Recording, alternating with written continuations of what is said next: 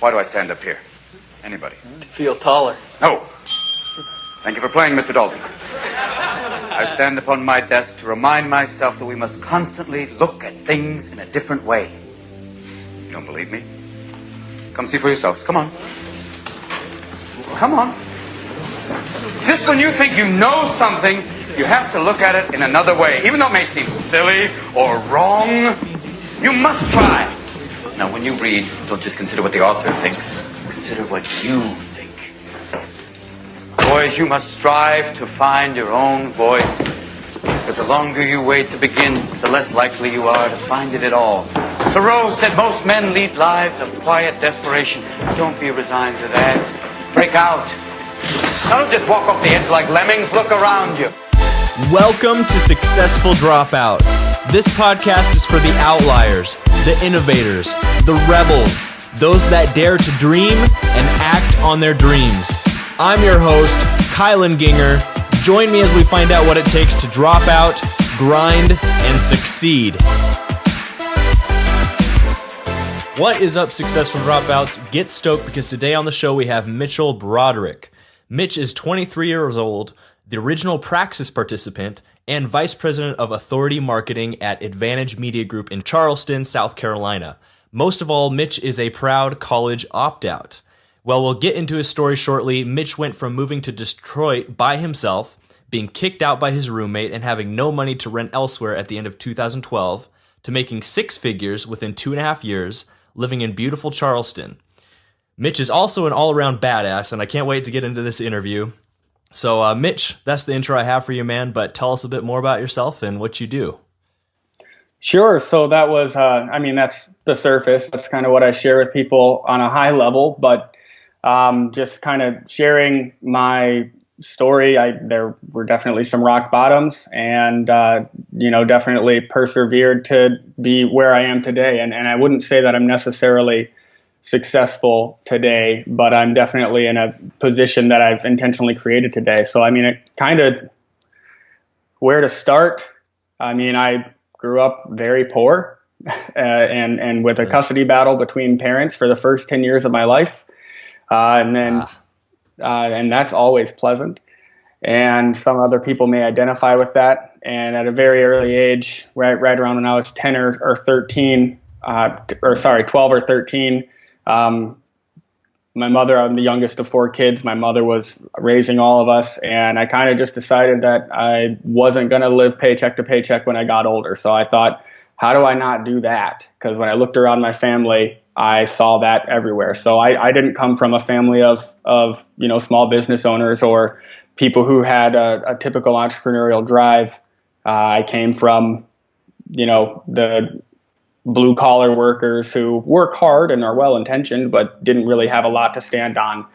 And I didn't want to do that, mostly because I'm not good with pain. So like if I did blue collar labor and was sore all the time, I would whine all the time, and I knew I wouldn't be able to handle that. So I was a groundskeeper for one summer, and it was terrible. It was awful. So I started reading books. I thought, well, that's one thing that I can control. So I started reading a lot of different books. I viewed the world through a different lens to begin with already than most of my peers and most of the people I interacted with, and ultimately led down the path of let's go to college for a year. I'll fast forward a little bit, went to college for a year, and in the span of 3 months, three major things happened. This was spring of 2012. The first thing that happened was I had been working at Taco Bell for 3 years since I was 16, and I loved it. I loved my job at Taco Bell, and I was hands down the best employee there. And my colleague and I got fired from Taco Bell. We had the marquee outside was empty. This was early March of 2012, and we took some of the letters, and one morning went really early in the morning before they opened and put up the sign Ron Paul 2012. So we politicized the corporation. We did it long enough to snap a picture, and then it was over, and we didn't post it anywhere. But that happened. The manager found out, corporate found out, and after they fired me, I put the picture up. So that was fantastic.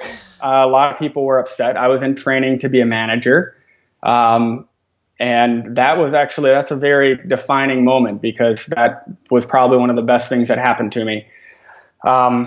As it pertains to the rest of the course I kind of went down. The second thing that happened was about a month and a half after that. I broke up with my girlfriend of 3 years, and the reason for that was because I was gay, and she deserved to have a straight boyfriend, which is what I told her. So that was a big deal. And, pretty difficult. No terrible reaction from the families or anything, but that was pretty difficult. And that led to the decision I made 3 weeks later, which was, I'm not going to go back to school now that the semester has ended. And I didn't want the debt. I thought that if I ever get a degree, I thought I'm going to pay for it myself. I didn't have debt up to this point. I was able to pay for the first year, through a number of different, avenues. And so then I'm like, okay, let me look at my brother, who was 10 years older than me, my oldest brother. And I'm like, how do I earn money? My oldest brother, Daniel, he sells real estate in Midland, Michigan, my hometown, with his wife. And at the time, he was really starting to kick it into gear and was very successful. And I thought, well, I'm smarter than Daniel, so if he can do it, I can definitely do it. And I'm not smarter than Daniel, it turns out. But I thought, okay, let me talk to him about real estate. And I thought, okay, I'm going to get my real estate license. So naturally, I decided I'm going to move to Metro Detroit, Michigan, 2 hours south of my hometown. And I'm going to get my real estate license and sell real estate in a place where I don't know a single person, and except the person I had met at school, who was going to rent me a room in her condo, since she was living down there too. And she was a friend. And I moved down there. I had saved up enough money working, waiting tables and doing groundskeeping during the summer, that I had enough money to basically, I paid off a bunch of expenses I had, and I had enough money to live there for 1 month. And 1 month I had to make money to pay the next month's bills. And then she tells me, like 3 weeks in, that I have to find a new place to live, because evidently we're just not clicking. There was some other stuff that she didn't tell me about. So I was kind of screwed there, because I'm 19 at the time, and 19-year-olds, I didn't have the money to pay a month and a half security deposit. So I'm like, I don't know what the hell I'm going to do. So I'm like, I'm going to get a job today. So I got a second job that day at IHOP. So then I was waiting tables. I finally found a place on Craigslist for like $450 a month. And I'm like, dude, I just need to get through this weekend and I can pay you, let me move in. I'm going to be in my car. And this was like a really cold time of the year. It was like the end of October. And so he, goes on my word. He trusts me, and I make the money to pay him my $450 in a month. And so for the next year, I'm working these 2 serving jobs, about 70 hours a week, averaging them. IHOP in the morning, Applebee's at 70 night. 70 hours? Yeah. Wow. It was because it wasn't a normal, working one waiting job, but doing double shifts. It was working a full morning breakfast shift at IHOP and then a full dinner shift at the next place. So I do this, for a couple months, and then I finally get my real estate class passed, and I get my license. And on the side, I'm going to I find a broker, and I'm going there, and I'm learning how to sell, or doing cold calls, or trying to get one of these incoming leads that'll, work with me. And I get a bite, and I get my first listing, and it's this old couple. And they trust me. They love my ambition. They're like, there's no reason for us to hire the experienced guy, because you're going to work your ass off for us. We can just tell. And I did. And I sold their house in 2 days for listing price. Wow. Unfortunately, it took us 80 days to close, at great expense to them, through no fault of my own. But that was my first real estate deal. But so on went, the next year to year and a half. I'm doing a few real estate deals. I've got money saved from serving. I go down to 1 serving job, and I'm like, I've got money in the bank. I'm going to go back to school. I could start doing online classes. I was majoring in economics. I thought, an economics degree would lead to something great. I can't think of what it would lead to, but it could. So I schedule an appointment with the guidance counselor at the school or whoever it is that, works out those plans with people, and it's set.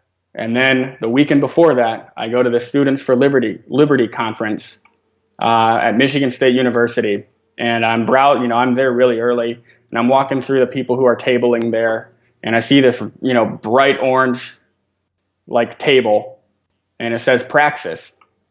And the guy who's manning the booth, Isaac Morehouse, he's kind of cute. So I go talk to him, and I tell him everything I just told you. There's a little bit more detail in there perhaps, but I share everything with him. I'm like, and I'm going to go back to school. He's like, but why? It sounds like what you want to do. Because at the time I thought I wanted to be a professional speaker someday. And I was already kind of building a career as it was. He's like, from what you want to do, I don't see how an econ degree is going to help you do that. And I didn't see it either. I just thought that's what I'm supposed to do. And so when he kind of flipped he broke the paradigm, and he said, is college actually good enough for you? It stuck with me. He told me about Praxis, and this crazy guy is telling me that he started this company 2 months ago.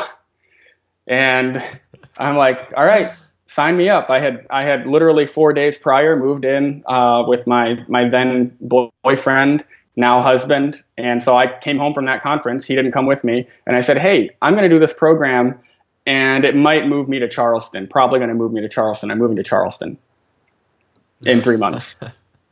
Oh, gosh. For those, I don't know how other people, whenever they make huge unilateral decisions, how it goes over in their relationships. But that went over pretty well, all things considered. Yeah. So I apply for Praxis. It's a fee-for-service kind of thing, and I'm sure your listeners know what Praxis is, and there will be a description. I won't go into that, but I'm all about it. It takes me like all of 90 seconds to decide I'm going to do it, and that brings me to, they matched me with a company called Advantage Media Group, and I'm going to be a business development consultant with them for, the next 11 months. They want me to start a little early. So I moved down in January of 2014. And what that company does is we help entrepreneurs write and publish books that they're using as a marketing tool. So they don't want to self-publish a book that is, that's got like clip art on it and it's designed through a Word document. They want a professionally published book, something that looks and reads like something on the front table of a major bookstore. So that's what we do as a high-end boutique publisher. And then we help them utilize it as a marketing tool. So financial advisor, if they can get 3 clients, that's a fantastic investment. Somebody's a professional speaker, they use it to get more speeches and up their fees. That's fantastic. So for the first year, my job was as like a junior sales rep, calling on these people who are, potentially interested, or calling on cold lists of these types of entrepreneurs and qualifying them to see if there's interest and if they can afford it, and then setting it up to close to the person above me. And I was really crap at it at first because I have ADD.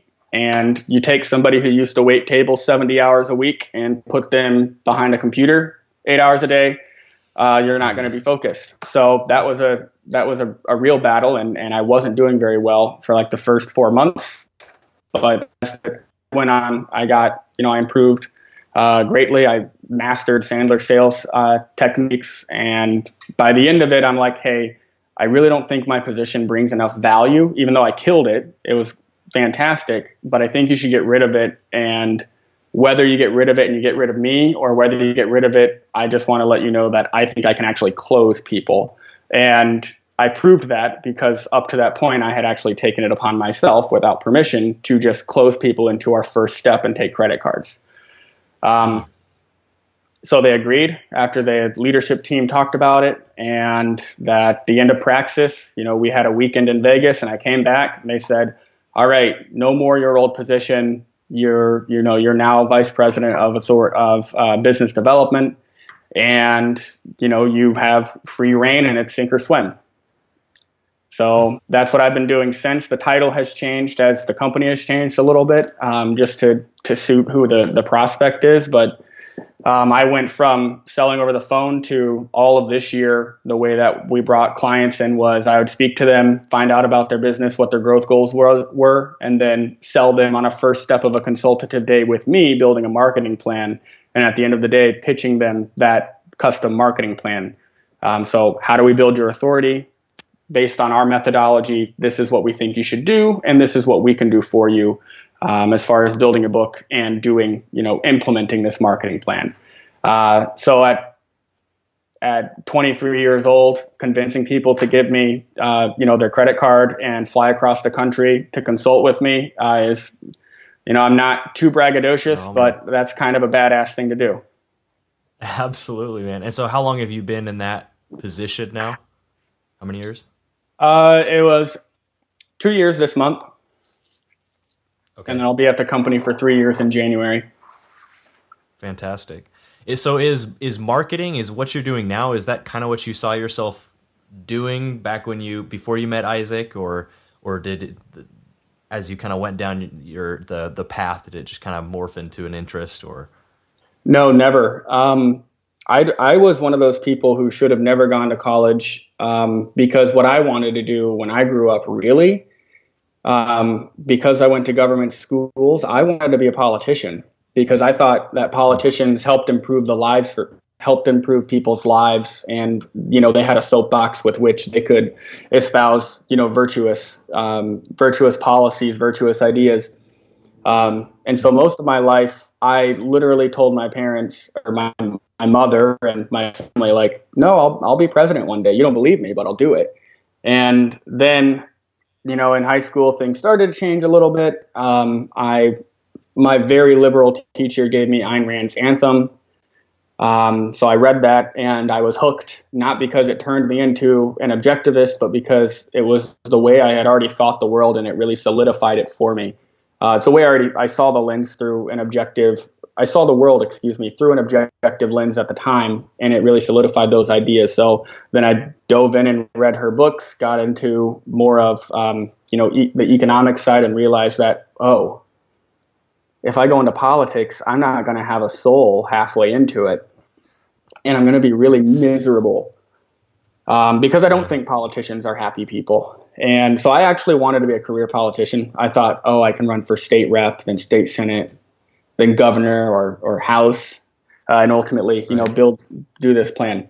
So I shouldn't have ever gone to college. I don't think anybody who doesn't know exactly what they want to do with their degree, the degree that they're getting, or if they don't know exactly what degree they want to get, if you don't know those things, you should not commit to going to college unless somehow it's being paid for 100% through either scholarships or someone else is, going to foot the bill for you.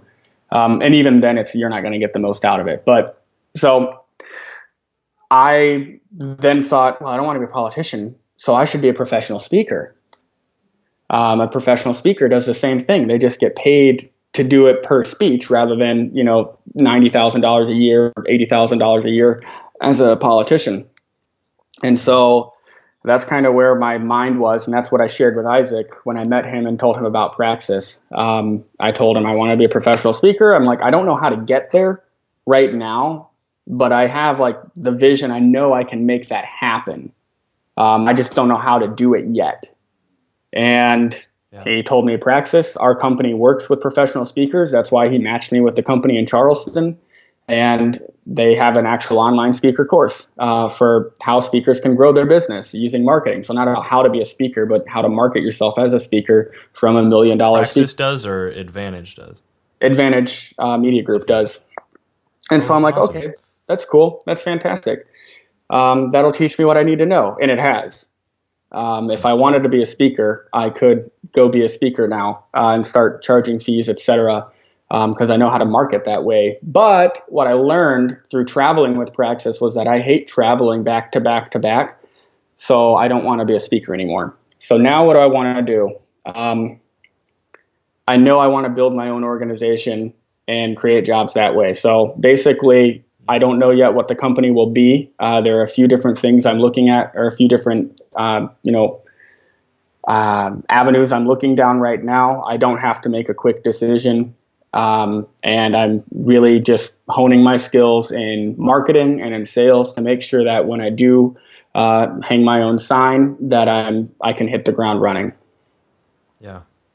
Fantastic, Mitch. Now, I'm taking it back a bit, but you had mentioned that early on you started reading a lot, and you said that you thought differently than a lot of your peers. And I'm just curious why that was, because you said you grew up going to government schools and stuff, and so you were part of the system, but why was it that you were just kind of thinking differently from most people? Well, I went to, between kindergarten and 8th grade, I went to 12 different schools. Good Lord.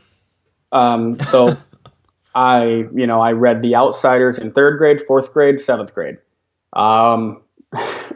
And read Bridge to Terabithia in 2 different grades. So like all these schools have different, they're in different states, different countries even. And so they were all over the place. And, sometimes I'd go to a school and it was very evident I was the smartest person in the class. And sometimes I'd go and I was like way behind. And so what I think that gave me, if I'm being in perspective, was I was always extroverted. I could always make friends, but I was never I knew I was an outsider in the fact that so many people go to the same school for most of their lives or most of their school lives. And I didn't have that. It's very abnormal to bounce around school. So I wasn't an orphan or anything, but kind of felt like it.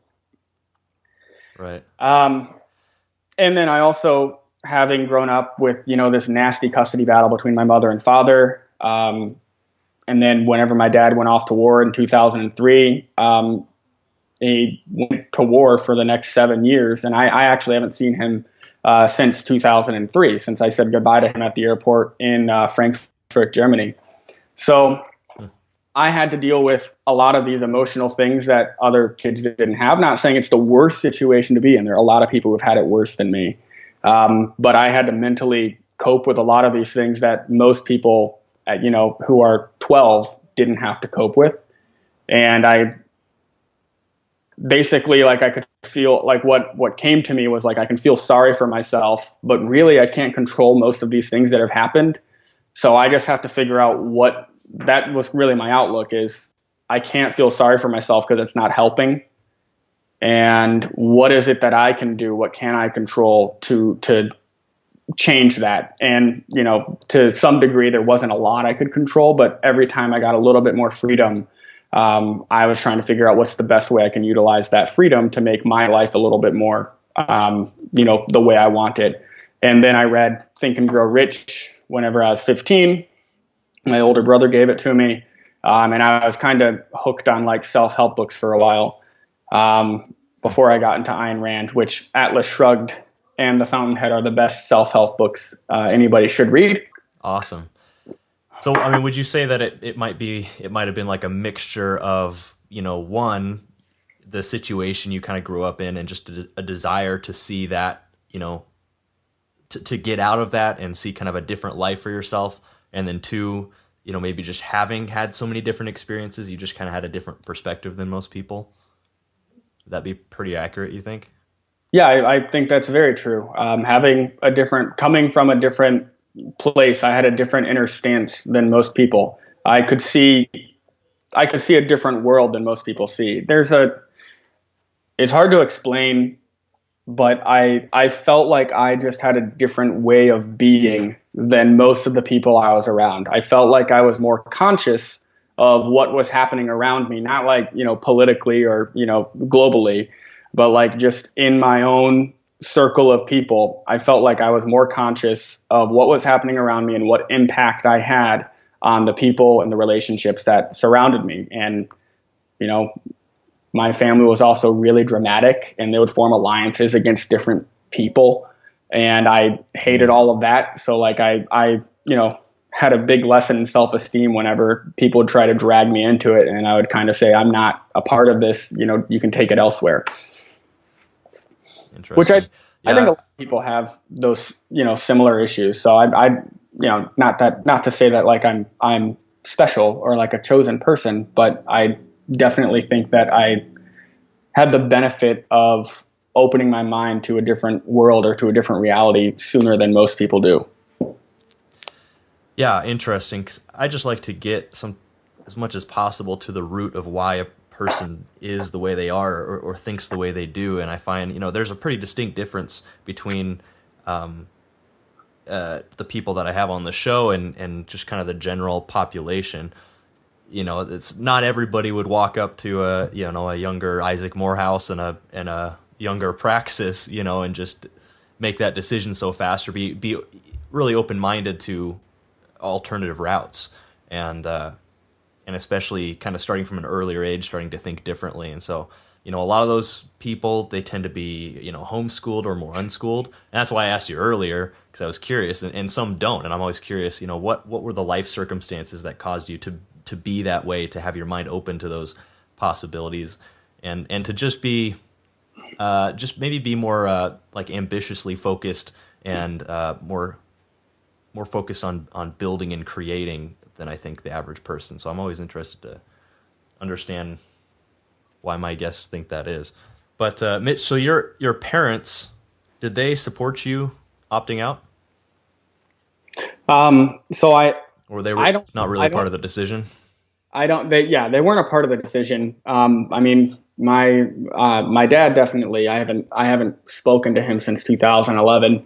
And then my mom, I mean, she knew I was my own person, so she could have said what she wanted to, but it wouldn't have mattered. I mean, at that point, I had already moved, 2 hours away. I was living on my own. I was completely, financially independent from any help from anybody. So she wasn't going to pry. I kind of, we went to karaoke one Thursday in my hometown, and there was a song, and I asked her to dance with me, and I was dancing with my mom and just kind of slow dance. And I was kind of like, I'm going to move to Charleston. There's an opportunity for a job, and I think it's good for me. And so she was sad, but she was very supportive.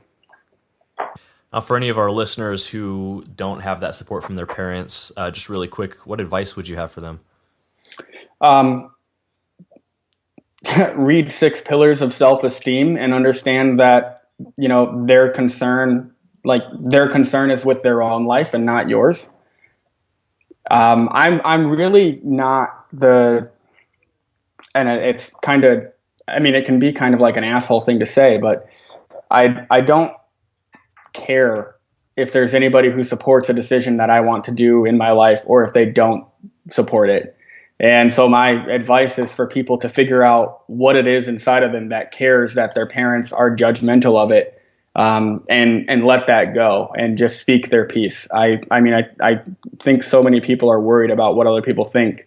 And yes, I understand it's your parents. If your parents are paying for it, then maybe you convince them so that they'll pay for it, or you'll be a little bit nicer to them. But otherwise, if they're not going to be financially involved or committed to it in any way, then it doesn't impact them, and it's your own life, and you get to live it one time, and it is not a rehearsal. And if you have a thinking, rational mind, and you can make decisions for yourself, because we are big boys and girls. Did you have any fears opting out, and if so, how did you manage those? Yeah, well, so not so much dropping out of school. But I did have fears before I moved to Charleston. I remember I was driving to work, late December, after everything had been accepted, after I had already gotten the job offer as well, and it was signed. And I was driving to work, through Metro Detroit, and I see I'm on the highway, I see all these signs, and it hit me that in 2 weeks I'm going to be in a city where I don't know a single person. I'm going to see new signs, new road signs, and I'm not going to have, anybody there with me. And who knows if I'm going to be any good. I've never done anything like what they're going to be calling on me to do at this job. Mm-hmm. In real estate, it was your average person, and I can relate to the average person as a client. But how am I going to relate to CEOs and entrepreneurs and people who are really smart? So I actually typed up an email to Isaac, and I'm like, hey, this just isn't going to work. I can't do it. You can keep the deposit. And I almost sent it. But in a lot of the books that I've read, and a lot of the books that I, really like, one of the things they talk about is comfort zone. And there's a quote called "Life begins at the end of your comfort zone." And since I identify life as, experiencing two extremes, I kind of had a moment where I'm like, this makes you uncomfortable. This is really scary. You're going to have to do it. Worst case scenario, I move back to Michigan. I fail and I move back to Michigan. So what? And so I did it. And it allowed me to achieve, one of my financial goals 3 years sooner than I anticipated, and actually gave me a path to doing it. Yeah, isn't that amazing? Usually the uncomfortable decisions are the right ones to make. I want to move a little bit more into your entrepreneurial journey.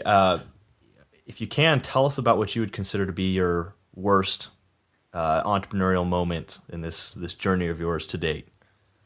Oh, that was my time in real estate. I was a mediocre real estate agent when I was 19. Knowing what I know now, like if I were to go and say, my next entrepreneurial venture is that I go full time into selling real estate here in Charleston, I'd be a much better entrepreneur. But when I was doing it at 19, I didn't even know how to run a business. I was terrible at follow up with leads. Like if I just had the feeling that they weren't somebody who was going to pan out, I just wouldn't call them anymore, which is terrible because in real estate, the person who calls the most typically gets, if somebody who hasn't decided on a realtor, they typically get the business. I probably missed out on literally tens of thousands of dollars just because I had a fear of picking up the phone. I was really a mediocre agent. I had only a few transactions under my belt whenever I, talked to Advantage Media Group CEO Adam Whitty about potentially working there and moving down to Charleston. But I kind of fudged my numbers a little bit and made myself out to be a little bit more successful in my first year than I was, which, any good salesperson would do. Yep. And so since then, I haven't, I'm licensed to sell real estate here in Charleston just because it was easy to get the license because it was reciprocated from Michigan. And I've sold a few houses, but I stay away from it because I don't want to hurt my brand because I don't have the time to do it full time. So as far as my entrepreneurial venture in that capacity, I was just never great at real estate. It wasn't a place that I know the business. I know I could do well at it if I wanted to, but when I did it, it was piss poor. And how about on the flip side, more of an aha moment, a moment where something just clicked and it kind of changed the trajectory of your life or your thoughts from that point forward? It's funny. I get that question, or I had that conversation just last week, actually. And the reason, so like we teach what we needed most is, it's an adage or, maybe someone famous said it, but we teach what we needed most. And so my aha moment was, the moment when I realized that nobody's coming to save me. So like there's nobody coming in a limo to pick me up and give me the life that I want. Yeah. It's good. Cause I remember thinking, we had a really crappy car, and I remember driving down the road whenever I was little, maybe even 8, and I'm like, how cool would it be if someone in a really nice car just asked us to pull over and said, I'm going to give you my nice car.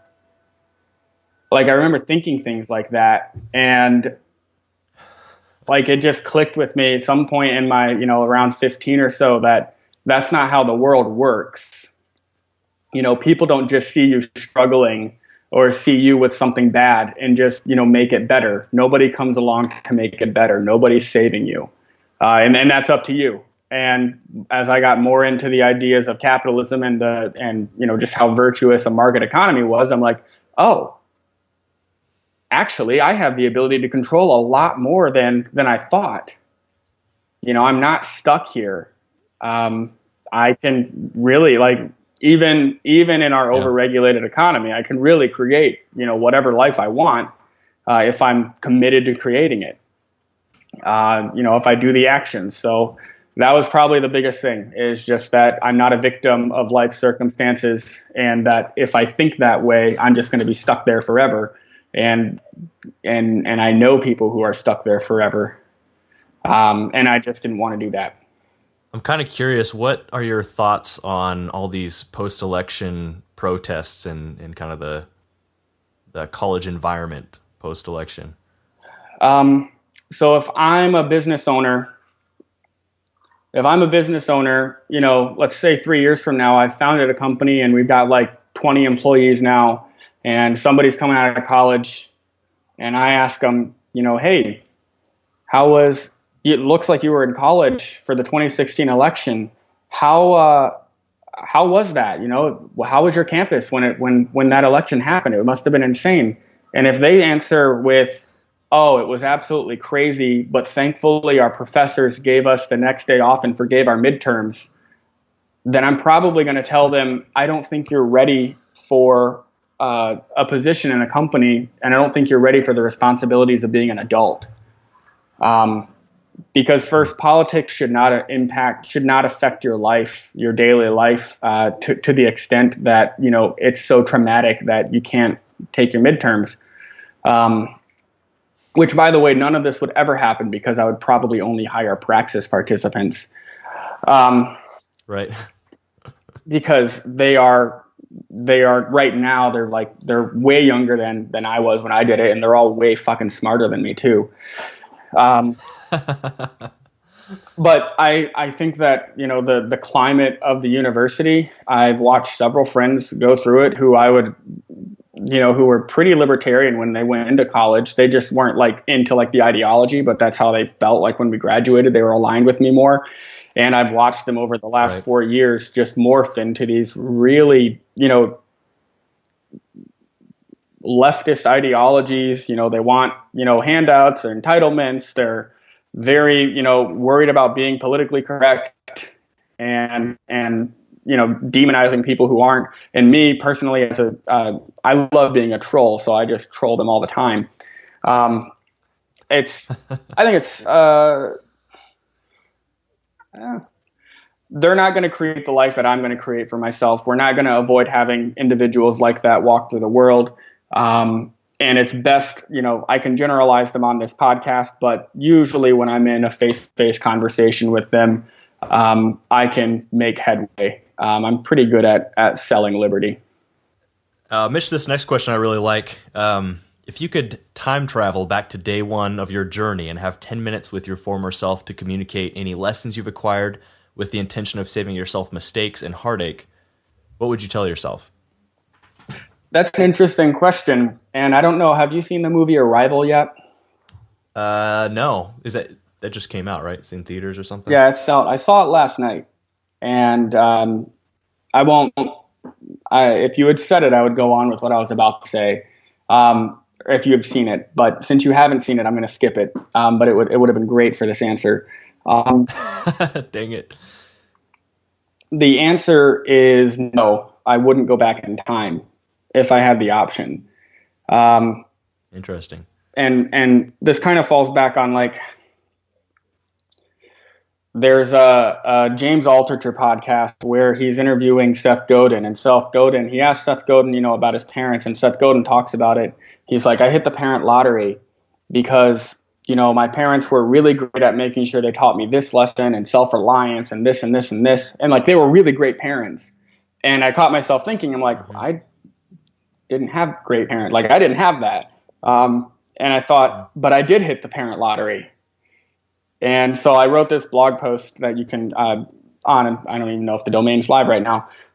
But basically, I kind of following that thought to answer your question, you know, I hit the parent lottery because all of these things that happened, having, you know, being estranged from my father, having my mother and my, you know, having the poverty, having some issues with her, all of these things ultimately crafted me into this person who has immense self-esteem and confidence and can go out into the world as an adult and create, you know, I love my life right now. And if I had told myself something, you know, if I went back 7 years and told myself something then, maybe I wouldn't have the life that I have right now. So I wouldn't want to change that. I wouldn't change a thing.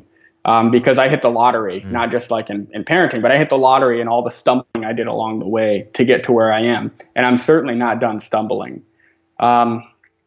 So, I mean, it's mostly just about like I said earlier, it's not a rehearsal. We get one chance. And if you're a musician, it's not about playing the wrong note. It's about the note you play after. So, yeah. So moving more into the lightning round here, what's a personal habit that contributes to your success or the success that you've achieved thus far?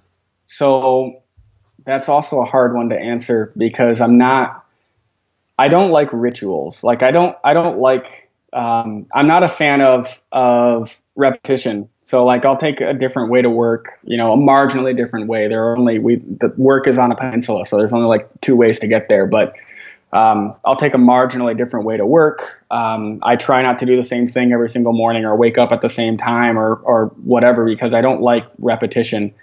But if there's a belief that led me to it, I think, and maybe a belief can be a habit. Reminding myself, having that ability to communicate internally with myself is a habit.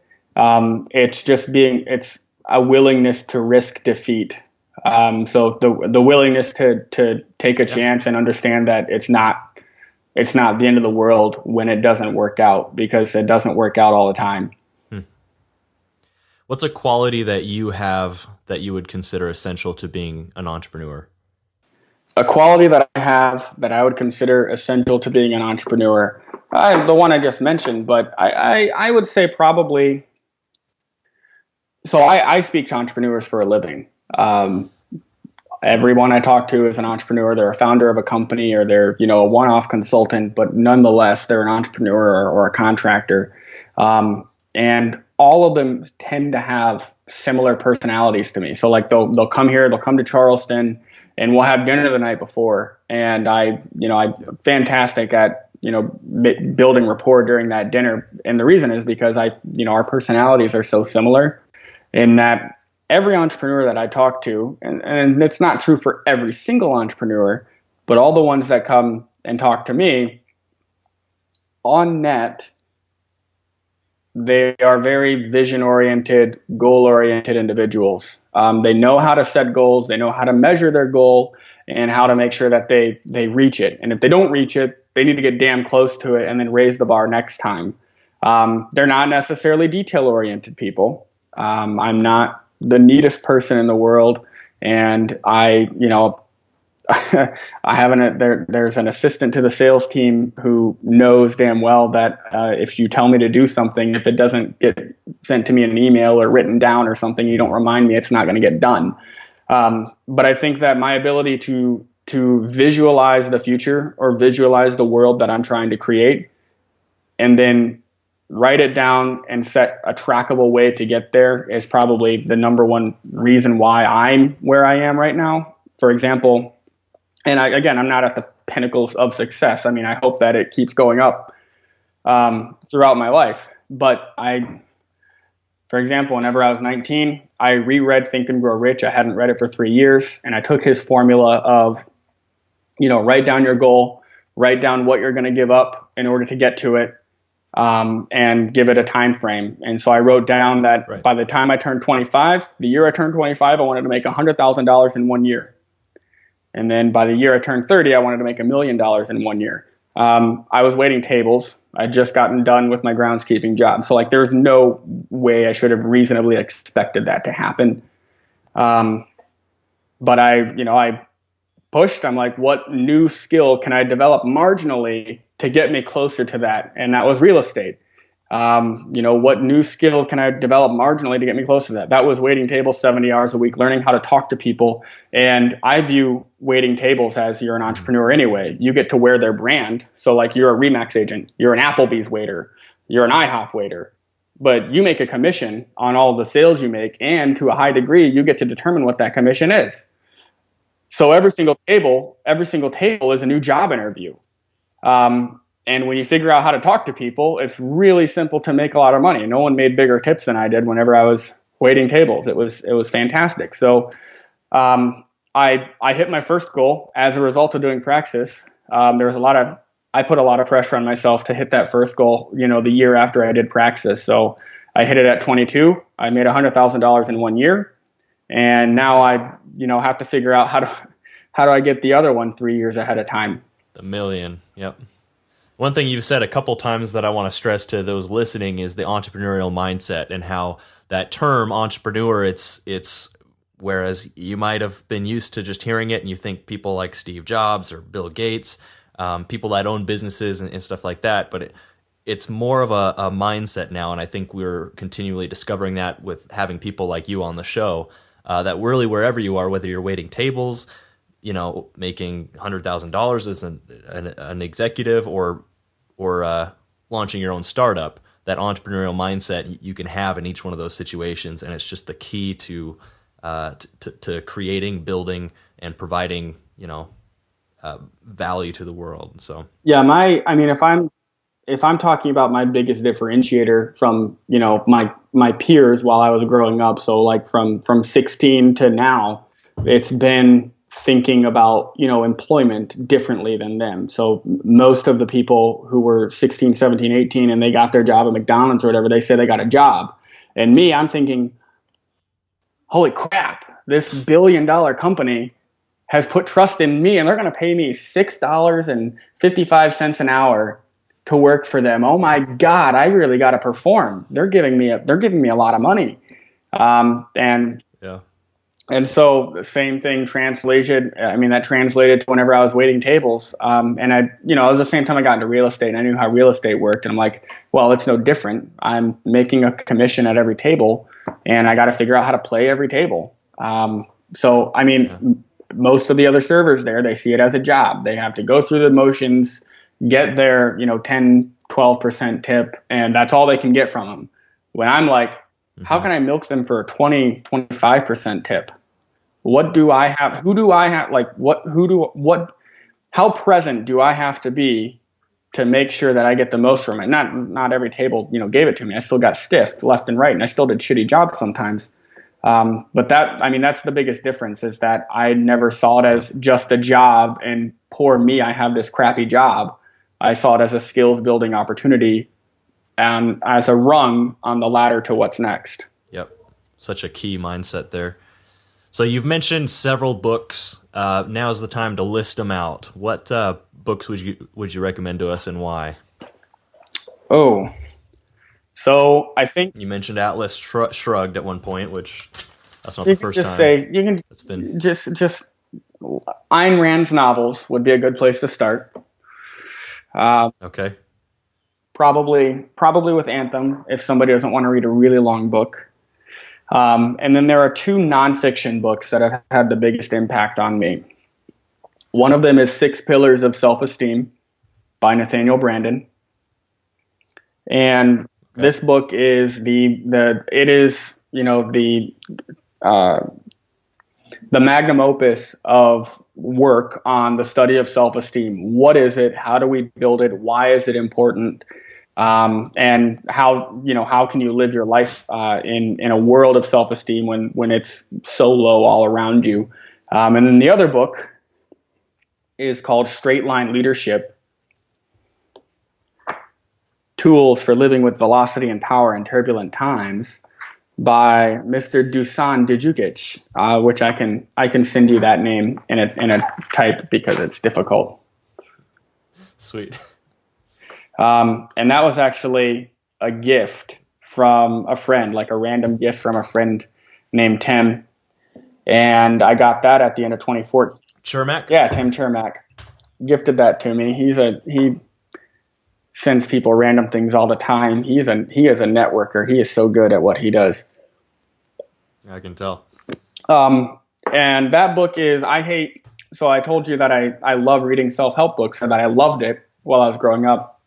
But one thing that always irked me was about how so many of them were about the power of like positive thinking and affirmations. And now I understand like how marketing works. And I thought like most of the self-help books that I actually read were, some really good pieces and then mostly like BS. And I despise mysticism. So like, I hate this whole, like the power of the universe will collide with your positive thoughts to make your dreams come true. I hate that. Um, no, it's much colder than that. But in being much colder, it's more empowering in that the world is cold, but you can make it hot if you commit to doing it. So straight line leadership is all about how you have to, it goes along the same vein as 6 pillars of self-esteem. You have to accept reality, and you have to determine what world it is that you want to create for yourself. And through being committed to doing that, and commitment means action. It doesn't mean like, oh, I wish I could make $100,000 a year. I'm committed to doing it. No, it means actually taking the action. So what are the necessary required actions to doing that? Is it going into business for yourself, for example? If you're a graphics design artist, you're probably not going to make $100,000 in a year working for another company. But I bet you could if you started contracting yourself out and open shop for yourself and you were the best in the business. You could probably make a lot more than that. And so this was one of the best self-help books I ever read. It's all about, these 50 different distinctions that we hold and what distinction we actually should hold. So it's, really short chapters. You can pick it up anywhere and get value from it. Just reading one chapter anywhere in it. So I actually can send you a PDF version of it if you want to include it, because it's just that good. And it's pricey on Amazon. Fantastic. That'd be great. And I'm looking for another book too. Just got some new credits on Audible, so I'm gonna have to check that out. Last couple questions here, Mitch. What parting piece of advice do you have for any of our listeners who are thinking of dropping out but haven't made that step yet? There's a real temptation to be pragmatic. And I know that some people are like, but I'm 2 years in, I already have the debt. So if I drop out, I don't get the benefit of having a degree, and I have to start paying back my student loans. And that may be true. And you're saying the pragmatic thing to do would be to just finish because I'm already in there. But really at this point, if you don't know what you want to do with your degree, if you don't have an idea of how you actually go in and create value for a company, how does someone give you money for your knowledge and the things that you can implement? If you can't answer that question, then my advice is that you drop out and you do a little bit, you read some of these books that I told you about, and you do a little soul searching and figure out what it is that you do provide value for, or who you can provide value for. And I don't care if that means, if anybody with half a mind can raise themselves into a position where they're making, $40,000, $50,000 a year rather, rapidly. That should be well enough to cover your student loans while you figure out the next thing that you want to do. So if you're thinking about dropping out, or if you're considering going to college or considering alternatives, I guess my question is, if you don't know exactly what you want to do with what you want to study, or if you don't know exactly what you want to study, then that's not a decision to be made. So I work with entrepreneurs that are looking to invest probably $40,000 up to $150,000 with our company. And they won't do that if I don't provide them, a surefire way for my campaign to bring them a return on investment. And they're not talking about a return on investment over 30 years. They want, like, within 12 months, they want to make that $150,000 back. So if your degree that, costs you $80,000 in debt doesn't make you that $80K back and more within a year or two, then it's probably not a worthwhile or wise financial decision to make. So how about on the flip side, any advice for our listeners who've already dropped out and who are already on that entrepreneurial journey? Well, so that's where I am too. And my, conversations like this, where I get to come on and talk to you about the things I've done in my story, and I realize it's a cool story, and I get to be braggadocious. They're fantastic, but what I've always disliked about them is that they also are devoid of a reality that it's really hard, and there are a lot of low points. And there are a lot of times when you just feel like crap, and there's nothing magical that takes you out of it. And so there are other people who are there, who, they may hear this story and think, oh, that's all rosy. Well, the truth is that, like, I have a great life. I don't regret anything, but it's not yet where I want to be. And yours probably isn't yet where you want it to be. And Right. that's okay. I guess my only advice is that you understand what is next for you at every opportunity. If you don't know what's next for you or what you're working for, then you'll become comfortable with whatever your status quo is, which I'm guilty of. That's one of the reasons why I'm actively trying to build or work into building something new right now, because in my position, I've become very comfortable. I could be here, and perform, a little bit better every single year for years to come. But ultimately, that's not what's going to bring me the most fulfillment. It'll be starting my own thing. And so if somebody's already on that path, that entrepreneurial path, and maybe you're a server right now at an Applebee's, and you're listening to this because you just dropped out of school and you think it's kind of cool to hear what other people have done, I'm not like a TV infomercial of a pyramid scheme where I'm the one person who made out really well. A lot of people have gone through Praxis and are doing phenomenally. They have incredible positions at incredible companies, or they're starting really cool projects that could take off. Like I wrote this the other day, and I thought it was really, really great. If the 2016 presidential election was the most expensive way to find the two dumbest people in America, then Praxis is the least expensive way to find the smartest. So if somebody's on that path, I think that they should look into Praxis, or you can reach out to me. Kylon will provide my email address, and we'll kind of see where it goes. Absolutely. So speaking of that, what's the best way that people can connect with you? Best way is probably just to email me at mitchbroderick7@gmail.com. Awesome. Well, successful dropouts, you've been hanging out with Mitchell and Kylan, learning what it takes to drop out, grind, and succeed. For everything we talked about today, head over to successfuldropout.com and type Mitchell into the search bar, and the show notes will pop right up. And as always, stay hungry, stay foolish. For more information about how to drop out, grind, and succeed, go to successfuldropout.com. I also love questions. If you have a question about anything we talked about today, I want to hear from you. Go to successfuldropout.com and click the Ask Me a Question link at the top of the page.